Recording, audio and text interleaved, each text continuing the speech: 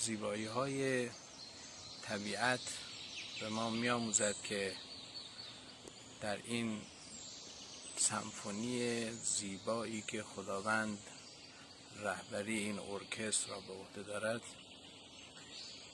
کوچکترین خلل و کوچکترین نقیصه‌ای وجود ندارد.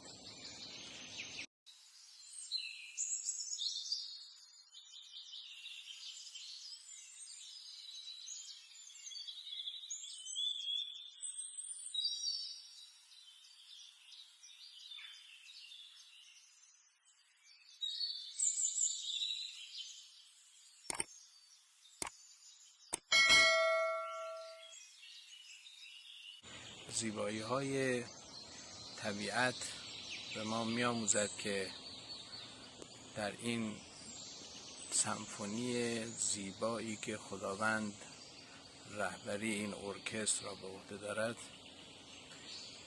کوچکترین خلل و کوچکترین نقیصه‌ای وجود ندارد. چرا؟ چون ذهن انسانی دخالت ندارد.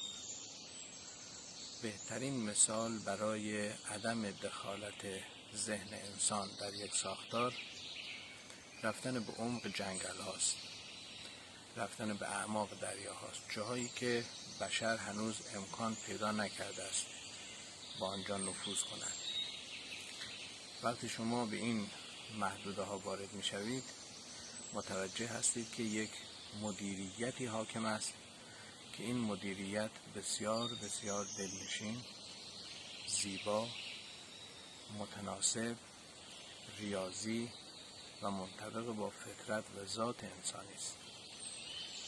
اینها هدایایی هستند که در جنگل و در دنیا دور و بر ما انسان ها هستند و می بایستی اونها رو کشف کنیم.